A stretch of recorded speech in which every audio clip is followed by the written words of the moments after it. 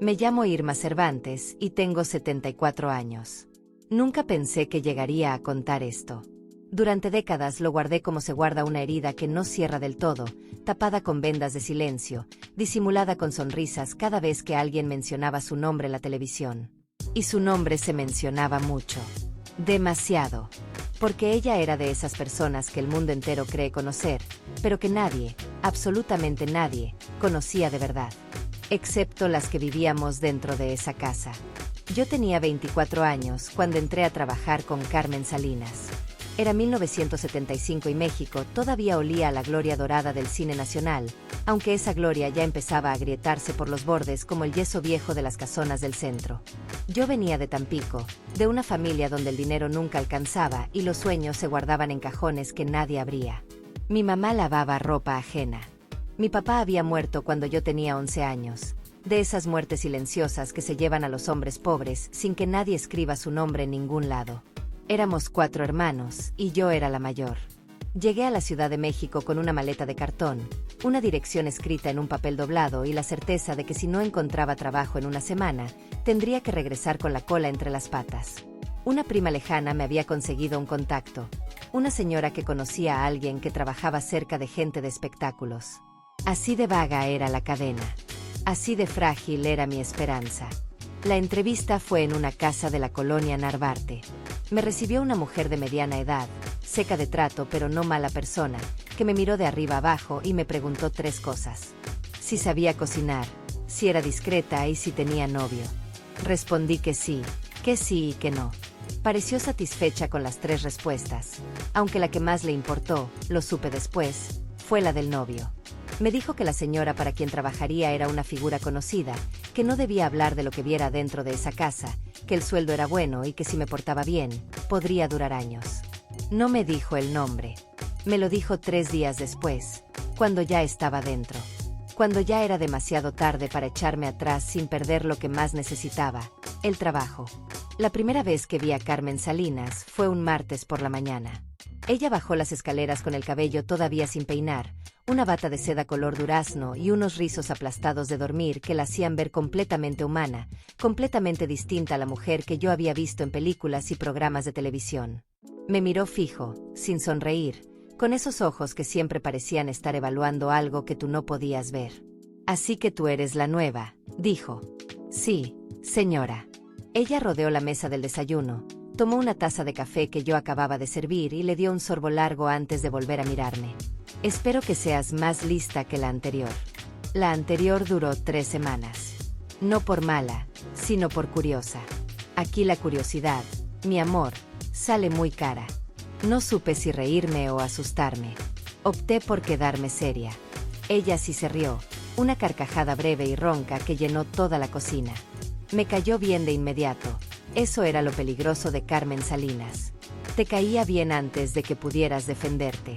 Lo que nadie te cuenta de vivir dentro de la casa de una estrella es que los primeros días son una mezcla rara de magia y desorientación. Por un lado, todo era distinto a cualquier lugar donde yo hubiera trabajado antes.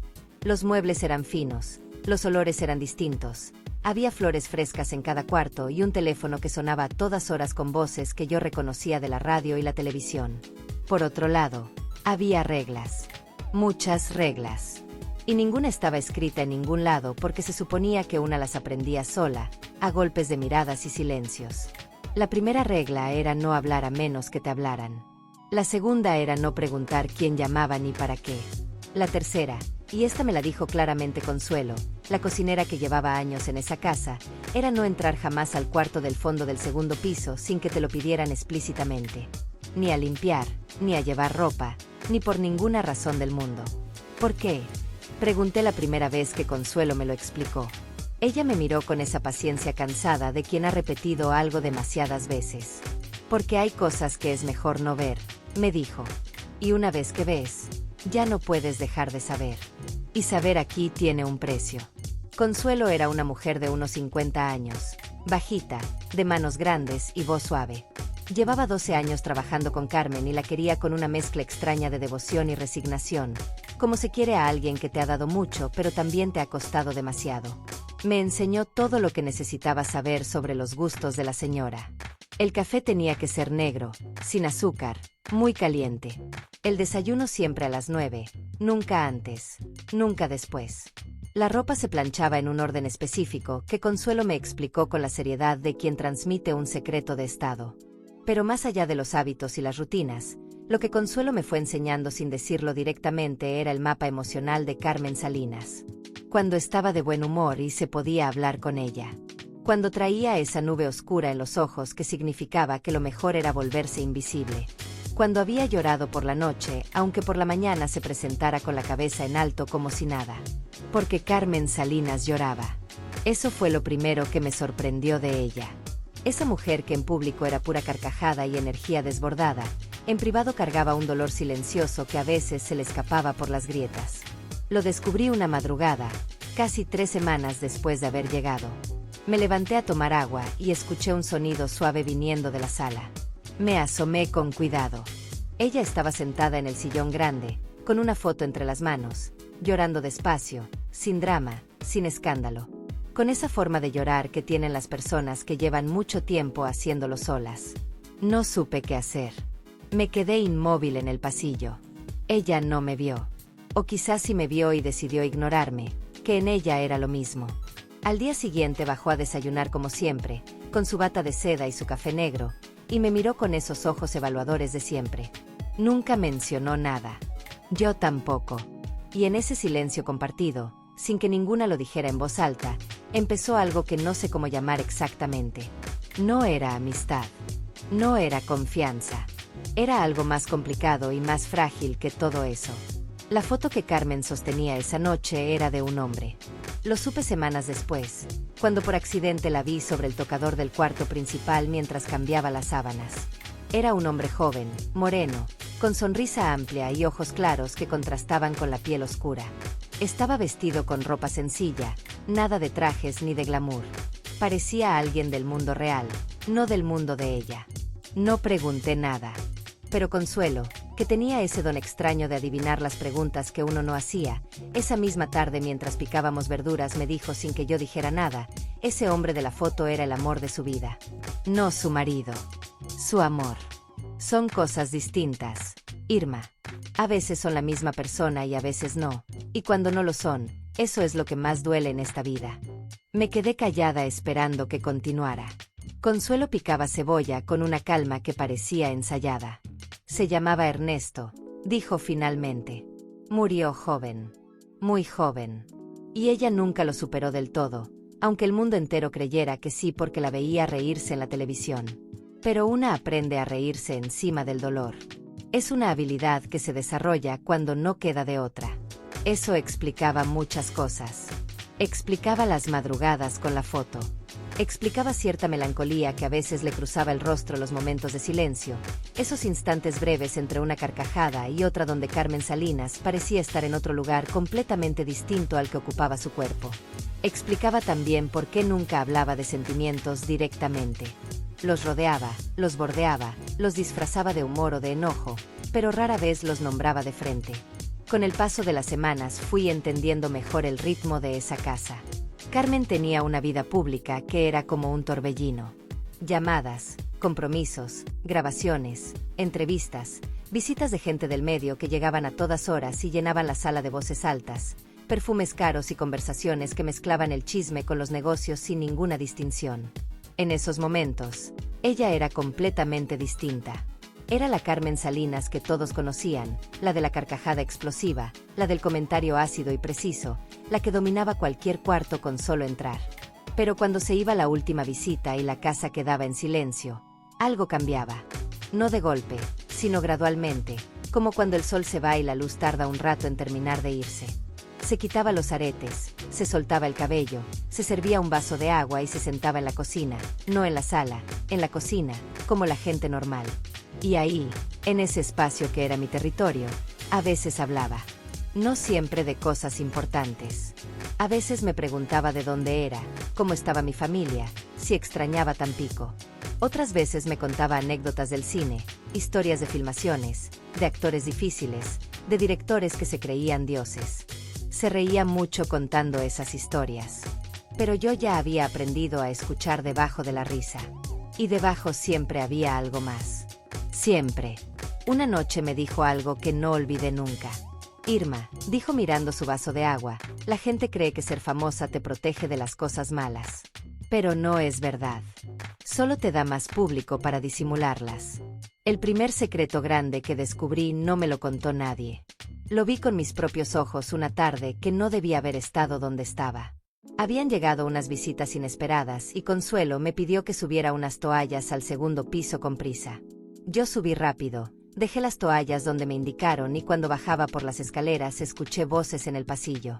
Me detuve instintivamente, sin razón clara, uno de esos reflejos del cuerpo que actúan antes que el pensamiento. La voz de Carmen era distinta. No tenía el volumen de siempre ni la cadencia controlada que usaba con las visitas. Era una voz baja, tensa, casi suplicante, y eso en ella era tan inusual que me congelé en el escalón. La otra voz era de hombre. No lo reconocí al principio. Hablaba rápido, con autoridad, con esa forma de hablar de los hombres que están acostumbrados a que nadie les contradiga. No voy a permitir que eso salga, decía él. Ni una palabra. ¿Me entiendes? Carmen respondió algo que no alcancé a escuchar del todo. Solo capté el final. Ya sé lo que está en juego, dijo ella. No tienes que recordármelo cada vez. El hombre respondió algo más, y luego hubo un silencio. Después escuché pasos acercándose hacia las escaleras y bajé corriendo a la cocina con el corazón golpeándome el pecho. Consuelo me miró cuando entré. Notó algo en mi cara. ¿Qué pasó?, preguntó. Nada, dije. Ella me observó un momento con esos ojos que lo veían todo. Luego asintió despacio y siguió picando. Bien, dijo solamente. Bien. Esa noche, ya acostada en mi cuarto pequeño junto a la lavandería, pensé en lo que había escuchado. No entendía el contexto, no sabía a qué se referían, pero sí entendía el tono. Era el tono de dos personas que compartían algo que no podía saberse. Algo que tenía consecuencias. Algo que pesaba. El hombre resultó ser un productor importante, de esos que en esa época tenían tanto poder en la industria del espectáculo mexicano que podían hacer y deshacer carreras con una llamada telefónica. Lo supe porque Consuelo, 3 días después, lo mencionó de pasada mientras planchábamos. Vino el señor Fuentes, dijo. Siempre que viene, la señora queda de mal humor 2 días. Son negocios viejos. De esos que no se terminan de resolver nunca. ¿Qué clase de negocios?, pregunté sabiendo que probablemente no me respondería. Consuelo dobló una sábana con precisión. Los que uno firma cuando es joven y ambicioso y no lee bien la letra chica, dijo. Y luego pasa la vida entera pagando lo que firmó. No pregunté más. Pero empecé a prestar más atención. A los nombres que se mencionaban en las llamadas. A los sobres que llegaban y que Carmen guardaba sin abrir durante días antes de leerlos. A las conversaciones que se cortaban cuando yo entraba a un cuarto. Y fui armando, muy despacio, el rompecabezas de una vida que por fuera brillaba como oro, pero que por dentro tenía fisuras profundas, de esas que uno aprende a esconder pero que nunca desaparecen del todo. Llevaba casi 4 meses en la casa cuando ocurrió algo que cambió mi lugar dentro de ella. No de manera dramática, no hubo ningún momento solemne ni declaración de confianza. Fue algo pequeño, casi insignificante, pero en esa casa las cosas pequeñas tenían un peso enorme. Era un domingo por la tarde. Carmen había cancelado una comida con gente del medio porque tenía jaqueca, cosa rara en ella que era de las que aguantaban todo con una sonrisa. Consuelo había salido a visitar a su hermana, algo que hacía una vez al mes y que Carmen le permitía con una generosidad que contrastaba con su imagen de mujer difícil. Yo estaba sola en la cocina preparando una sopa de lima que me había pedido, cuando escuché que me llamaba desde arriba. Subí. Estaba recostada en su cama con un paño húmedo sobre los ojos. La habitación estaba en penumbra. Me acerqué despacio. Irma, dijo sin quitarse el paño, siéntate un momento. Me senté en el borde de la silla que estaba junto a la ventana. Guardamos silencio un rato. El ruido de la calle llegaba amortiguado, lejano, como de otro mundo. Tú no hablas mucho, dijo finalmente. No, señora. ¿Por qué? Porque escuchar es más útil, respondí sin pensarlo. Hubo una pausa. Luego ella se quitó el paño de los ojos y me miró. Por primera vez sentí que me estaba mirando de verdad, no evaluando, no midiendo. Mirando. Me gusta eso, dijo. La gente que habla mucho generalmente dice poco. La gente que calla generalmente sabe demasiado. No supe si era un cumplido o una advertencia. Con Carmen nunca se sabía del todo. Pero algo cambió esa tarde. Empezó a pedirme cosas que antes solo le pedía a Consuelo. Que le llevara el café a su cuarto cuando repasaba guiones. Que me quedara cerca cuando tenía visitas que no le agradaban, como si mi presencia silenciosa fuera una especie de escudo. Que la acompañara al mercado los sábados cuando no quería ir con el chofer. En esas salidas al mercado la vi de otra manera. Sin el maquillaje completo, con lentes oscuros y ropa discreta, Carmen Salinas era una mujer que disfrutaba las cosas simples con una intensidad casi infantil. Se detenía en los puestos de frutas a oler los mangos. Discutía el precio de las verduras con una seriedad cómica.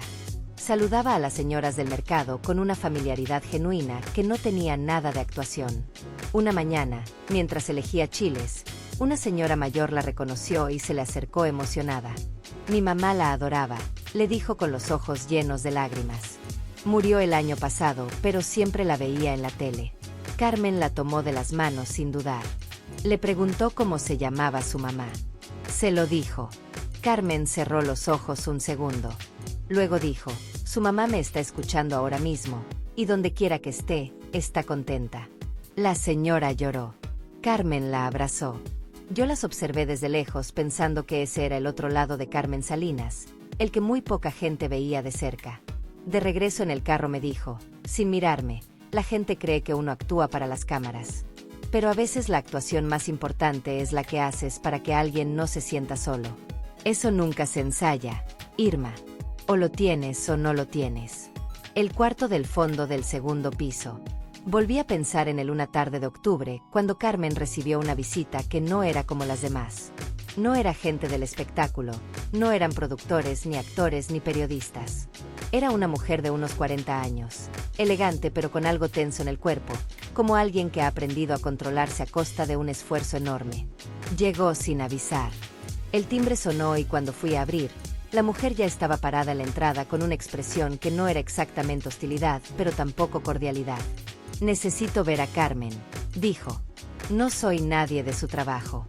Soy algo más complicado que eso. Subí a avisarle. Carmen estaba repasando un guión en su cuarto. Cuando le describí a la mujer, algo cambió en su cara. Fue apenas un segundo, una sombra que cruzó sus ojos y desapareció de inmediato. Hazla pasar a la sala, dijo, y cierra la puerta cuando salgas. Lo hice. Pero el destino, o la arquitectura de esa casa, quiso que el pasillo del servicio pasara junto a la sala con una ventana de ventilación que en invierno se dejaba entreabierta. No fue intención mía escuchar. Pero escuché. La voz de la mujer era contenida, precisa, como alguien que ha ensayado lo que va a decir. Vine a pedirte que lo dejes ir, dijo. Ya pasaron demasiados años. Él ya no te pertenece y tú lo sabes. Carmen respondió con una calma que me sorprendió. Nadie le pertenece a nadie, dijo. Eso es lo primero que deberías haber aprendido. La mujer subió el tono levemente. Hay cosas que no pueden seguir así. Hay personas que se están lastimando. Hay un hijo que no entiende por qué su padre. Se cortó sola. Guardó silencio. El silencio que siguió fue de los pesados. De los que ocupan todo el espacio de un cuarto. Finalmente Carmen habló.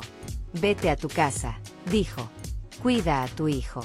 Y no vuelvas a tocar mi puerta porque la próxima vez no te abro. La mujer dijo algo más en voz baja que no alcancé a escuchar.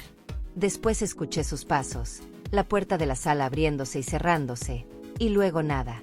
Cuando pasé por la sala 10 minutos después a recoger los vasos de agua que nadie había tocado, Carmen estaba sentada mirando la ventana con esa expresión de estar en otro lugar. No me miró cuando entré. No me miró cuando recogí los vasos. Solo cuando ya me iba hacia la cocina dijo, sin voltear, hay amores que uno sabe que están mal desde el principio, Irma. Y lo sigue igual. ¿Sabes por qué? No supe qué responder. Ella contestó su propia pregunta. Porque lo correcto y lo necesario no siempre son lo mismo. Y uno a veces elige lo necesario aunque le cueste todo lo demás. No pregunté de quién hablaba. Nunca pregunté. Pero guardé esa frase como se guardan las cosas que uno no entiende del todo, pero sabe que algún día va a necesitar. Los meses fueron pasando y yo fui convirtiéndome en algo que no tiene nombre exacto dentro de una casa así. No era solo empleada. No era amiga. Era algo intermedio, una presencia de confianza que Carmen usaba como se usa un espejo, para mirarse sin que nadie más viera el reflejo. Consuelo lo notó. No dijo nada, pero lo notó. A veces me miraba con una mezcla de alivio y algo parecido a la envidia, no la envidia mezquina, sino la de quien reconoce que alguien más joven ha ocupado un lugar que costó años construir. Una noche de noviembre, Consuelo y yo estábamos lavando trastes después de una cena larga y complicada donde habían estado varios hombres del medio discutiendo en voz alta sobre contratos y porcentajes. Cuando por fin se fueron y la casa quedó en silencio, Consuelo dijo sin preámbulo: «Ten cuidado, Irma». No dijo con qué. No dijo con quién. Solo eso. ¿Con qué debo tener cuidado?, pregunté. Ella fregó un plato con más fuerza de la necesaria. Con encariñarte demasiado, respondió. Esta mujer tiene algo que engancha. Siempre ha tenido ese don. Hace que uno quiera protegerla, quiera quedarse, quiera ser la persona en quien confía. Y uno se queda. Y los años pasan.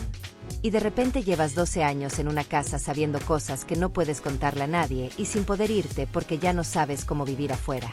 Me quedé callada. Consuelo enjuagó el último plato y lo dejó escurrir. Ella es buena persona, continuó. No te estoy diciendo que no. Pero es una persona que consume, que necesita. Y cuando uno está cerca de alguien así, termina dando más de lo que puede hasta que ya no sabe dónde termina ella y dónde empieza uno. Esas palabras me acompañaron muchos días. Porque yo ya sentía algo de lo que Consuelo describía. Ya me importaba lo que le pasaba a Carmen más allá de lo que me correspondía como empleada. Ya me alegraba cuando la veía contenta y me pesaba cuando la veía triste. Ya estaba, sin haberlo decidido conscientemente, dentro de ese círculo del que Consuelo llevaba 12 años intentando no estar tan adentro. El cuarto del fondo seguía siendo un misterio. Pero un mes después de esa conversación con Consuelo, Carmen me lo abrió ella misma. Fue una mañana de sábado cuando Consuelo no estaba y la casa estaba en silencio. Me llamó desde el pasillo. «Sube», dijo. «Quiero que veas algo». Subí con el corazón un poco acelerado sin saber por qué. Caminamos por el pasillo hasta la puerta del fondo. Ella sacó una llave pequeña de su bata y abrió. Era un cuarto pequeño. Casi no había muebles. Solo una silla, una mesa y en las paredes, fotografías. Decenas de fotografías. Algunas en blanco y negro, otras en color. Reconocí caras de películas, de obras de teatro, de programas de televisión. Pero había otras que no reconocí. Gente común, sin glamour, sonriendo hacia la cámara con esa espontaneidad de las fotos que nadie posa. Y en el centro de la pared principal, enmarcada con más cuidado que las demás, la foto del hombre. El mismo de la foto del tocador. Carmen se quedó parada en el centro del cuarto. No dijo nada por un momento largo. Luego habló en voz baja. «Aquí guardo lo real», dijo. «Todo lo demás que hay en esta casa es la vida que la gente ve. Esto es la vida que viví». El nombre del hombre en la fotografía era Ernesto Herrera. Eso fue lo primero que me dijo Carmen ese día en el cuarto de las fotografías. Lo dijo con una sencillez que dolía, como cuando alguien pronuncia un nombre que ha guardado tanto tiempo que ya suena a otra cosa, a reliquia, a cicatriz. Ernesto Herrera. Lo repitió una vez, solo una, como si con decirlo en voz alta estuviera haciendo algo irreversible. Era de Monterrey, me contó. Lo conoció cuando ella tenía 19 años y todavía no era nadie, o era alguien que apenas empezaba a intuir que podría llegar a ser alguien. Él trabajaba en una imprenta. No tenía nada que ver con el espectáculo, con las cámaras, con ese mundo de apariencias que ella estaba comenzando a habitar. Quizás por eso lo quiso tanto.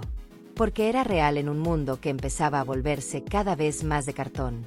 Se querían con esa intensidad un poco torpe de los amores jóvenes que no saben todavía lo que son ni lo que pueden costar. Se escribían cartas. Se veían cuando ella podía escaparse de los compromisos que empezaban a multiplicarse. Él nunca le pidió que eligiera. Eso también lo amó, que nunca la hiciera elegir entre él y lo que ella necesitaba ser. Murió de una enfermedad del corazón cuando tenía 27 años. Así, de repente, sin que nada lo anunciara, sin que nadie pudiera prepararse. Ella estaba filmando en Veracruz cuando le avisaron. Terminó la escena que estaba rodando antes de irse. No porque no le importara, sino porque no sabía de otra manera procesar algo tan grande. El trabajo era lo único que entendía cuando el mundo se rompía. Nunca hablé de él en público, me dijo ese día en el cuarto. No porque me avergonzara, sino porque algunas cosas son demasiado reales para ponerlas en una entrevista. La gente hubiera hecho de él un personaje. Y él nunca fue un personaje. Él fue lo único completamente mío que tuve. Me quedé sin palabras. Ella se acercó a la fotografía y la tocó con la punta de los dedos, apenas, como si el papel pudiera sentirlo. Después se volvió hacia mí con una sonrisa que no era alegre, pero tampoco era triste. Era de esas sonrisas que solo tiene la gente que ha aprendido a cargar con las cosas sin dejar que las aplaste. Por eso cuando la gente me pregunta si fui feliz, continuó, siempre digo que sí. Y es verdad. Fui feliz. Solo que la felicidad que la gente imagina y la felicidad real son dos cosas muy distintas. La real es más irregular, más rota, más difícil de explicar. Pero es más tuya. Es completamente tuya. Cerró el cuarto con llave. Bajamos en silencio. Ese día no hubo más palabras entre nosotras, pero algo había cambiado. Yo ya no era solo la muchacha nueva que cuidaba de no pisar donde no debía. Era alguien que sabía. Y en esa casa, saber era la forma más seria de pertenecer.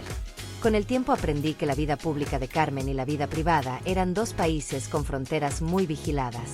En el país público todo era energía, carcajadas, escándalos pequeños que ella misma alimentaba con una habilidad casi artística porque entendía mejor que nadie que en el espectáculo mexicano el que no hace ruido desaparece. Era generosa con su imagen, la prestaba, la exageraba, la convertía en personaje porque sabía que el personaje protegía a la persona. Pero en el país privado las cosas eran distintas y más complicadas. Había una soledad que Carmen manejaba con una dignidad impresionante, pero que yo veía en los detalles pequeños. En cómo a veces se quedaba mirando el teléfono después de una llamada con su hijo sin decir nada. En cómo ciertos domingos la casa se ponía más silenciosa de lo normal y ella no bajaba hasta mediodía. En cómo a veces, en mitad de una conversación completamente ordinaria, se detenía un segundo con los ojos ligeramente perdidos, como si algo la jalara hacia adentro, y luego regresaba y continuaba como si nada. Su hijo era otro capítulo complejo. Lo adoraba con una intensidad que a veces rozaba la angustia. Pero la relación entre ellos tenía esa tensión característica de los hijos de madres famosas, esa mezcla de orgullo y resentimiento, de amor y competencia con una sombra que uno no termina de nombrar.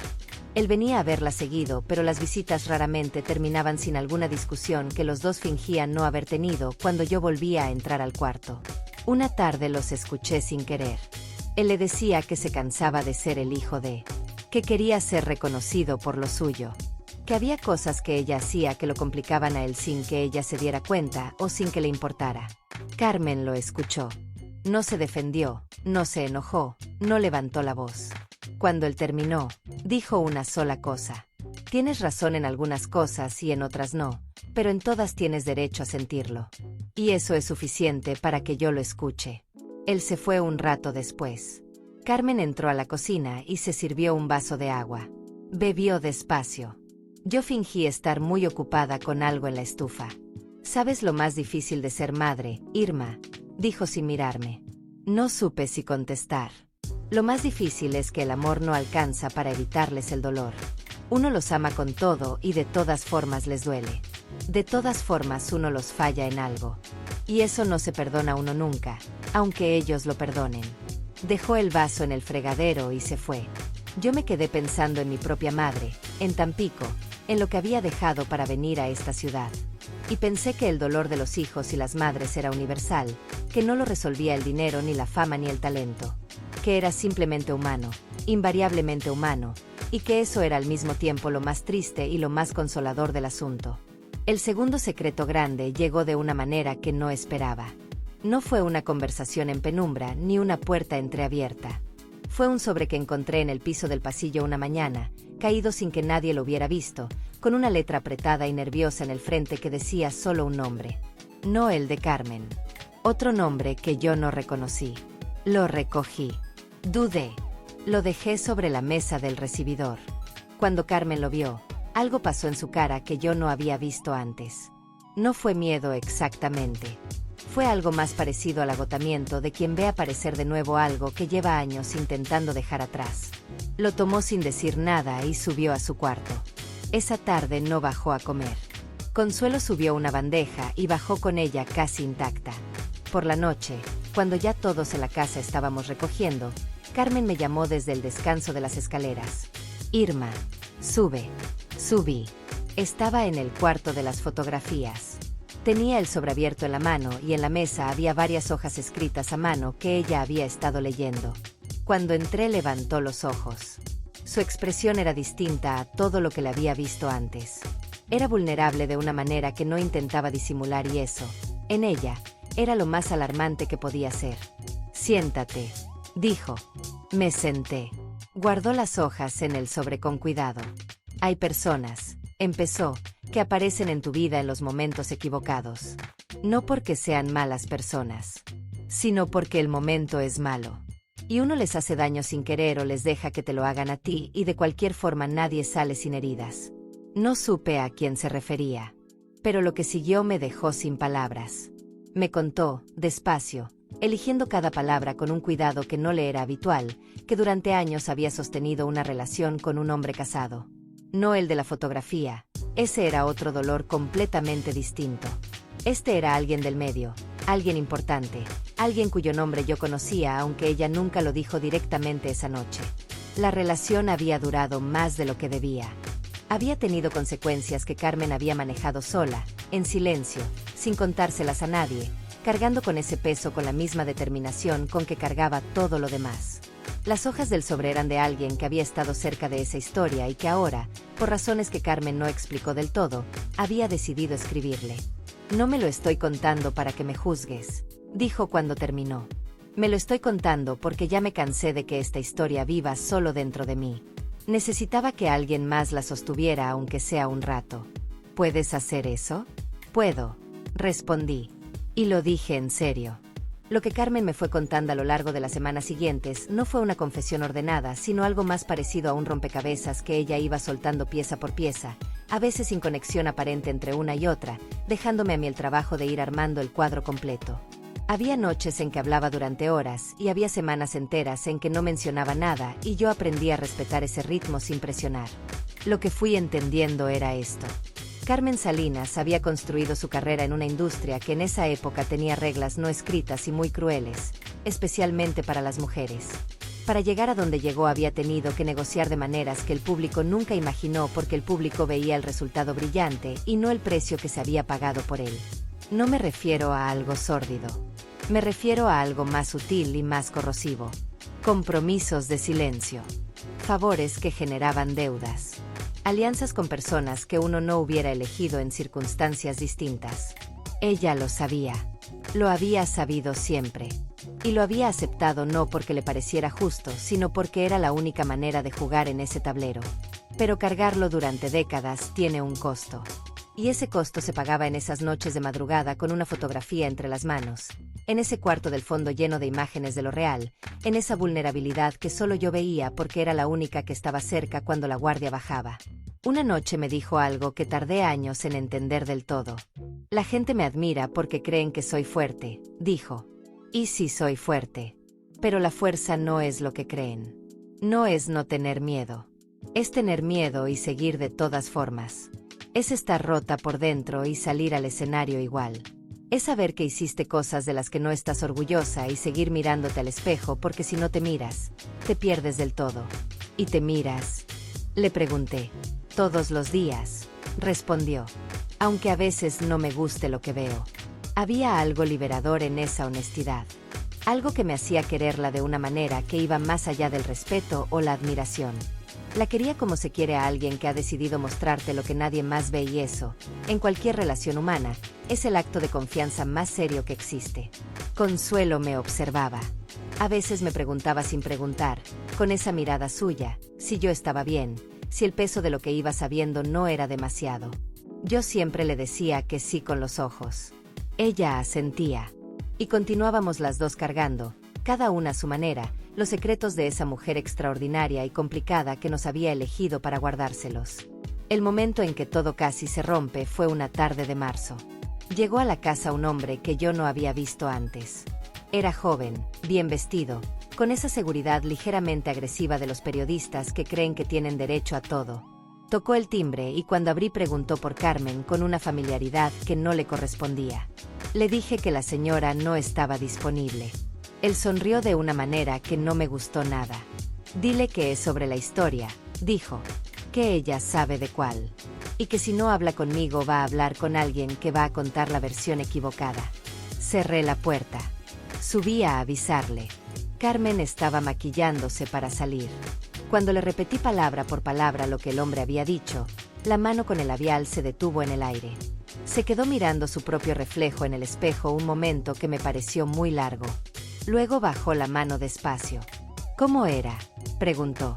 Le describí. Ella asintió como si confirmara algo que ya sospechaba. Baja y dile que venga en 2 días. Que le daré 10 minutos y ni uno más. Lo hice. El hombre se fue con una sonrisa que me molestó más que la primera. Esa noche Carmen no durmió. Yo lo supe porque la escuché caminar por su cuarto hasta muy tarde y porque a las 6 de la mañana ya estaba en la cocina, algo absolutamente inusual en ella. Cuando bajé la encontré sentada con las manos alrededor de una taza de café frío mirando la ventana. Me senté frente a ella sin que me lo pidiera. Eso también había cambiado entre nosotras. Ya no esperaba que me invitara a sentarme para sentarme. Ella tampoco esperaba que yo le preguntara si quería compañía para tenerla. ¿Qué va a pasar?, pregunté. Ella tardó en responder. Hay historias que uno cree haber enterrado, dijo finalmente. Y resulta que las historias no se dejan enterrar. Vuelven. Siempre vuelven. Solo cambian de forma. ¿Es algo que puede hacerte daño?, pregunté. Me miró. Depende de cómo se cuente, respondió. La verdad no siempre hace daño. Lo que hace daño es la verdad contada por alguien que no la vivió y que tiene sus propias razones para contarla de cierta manera. El periodista volvió 2 días después. Yo no estuve en la conversación. Carmen me pidió que me quedara en la cocina. Pero la conversación duró casi 2 horas y cuando el hombre se fue, Carmen entró a la cocina con una calma que me pareció demasiado elaborada para ser completamente real. Está resuelto, dijo. No pregunté cómo. Algunas resoluciones es mejor no conocerlas en detalle. Los años que pasé en esa casa fueron suficientes para entender que Carmen Salinas era muchas personas al mismo tiempo y que ninguna de ellas era falsa. La mujer pública y la mujer privada no eran versiones contradictorias, sino capas de la misma persona, como los anillos de un árbol que van acumulando tiempo y clima y todo lo que el mundo le hace. La carcajada era real.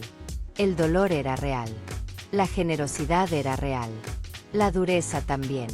Hubo momentos difíciles entre nosotras. Momentos en que ella era injusta o exigente más allá de lo razonable y yo tenía que decidir si me tragaba el agravio o lo decía. Aprendí que con Carmen era mejor decirlo, no con drama sino con una calma que a veces me costaba más de lo que parecía. Ella respondía mejor a la firmeza que a la sumisión.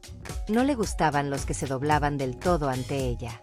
Necesitaba gente que se sostuviera en pie porque de otra manera, creo, se sentía demasiado sola en su propia grandeza. Una tarde tuvimos una discusión seria. Yo había cometido un error en algo que ella consideraba importante y me lo dijo con una dureza que me lastimó. Le respondí. No con grosería, pero sí con claridad. Le dije que tenía razón en lo del error, pero no en la forma en que me lo decía. Hubo un silencio tenso. Ella me miró de esa manera suya que podía significar muchas cosas. Luego dijo, tienes razón en lo de la forma. Y se fue. Al día siguiente no mencionó nada. Pero me trajo un café a mí, cosa que nunca hacía, y lo dejó en la mesa de la cocina sin decir nada mientras yo estaba de espaldas. Cuando me volteé y lo vi, entendí que esa era su manera de disculparse. No lo haría con palabras. Nunca lo haría con palabras. Pero lo hacía. Consuelo se fue a los 2 años de que yo llegué. Su mamá enfermó en Oaxaca y tuvo que volver. La despedida fue extrañamente breve, como si alargarla fuera demasiado difícil para las dos. Carmen le dio un sobre con dinero y la abrazó un momento largo. Consuelo salió sin voltear. Yo la acompañé hasta el taxi. En la banqueta me dijo lo último que me dijo. Ya sabes lo que te dije, Irma. Cuídate de quedarte demasiado.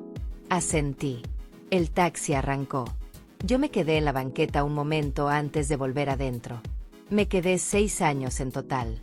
6 años que son muchos y pocos al mismo tiempo dependiendo de cómo uno los mida.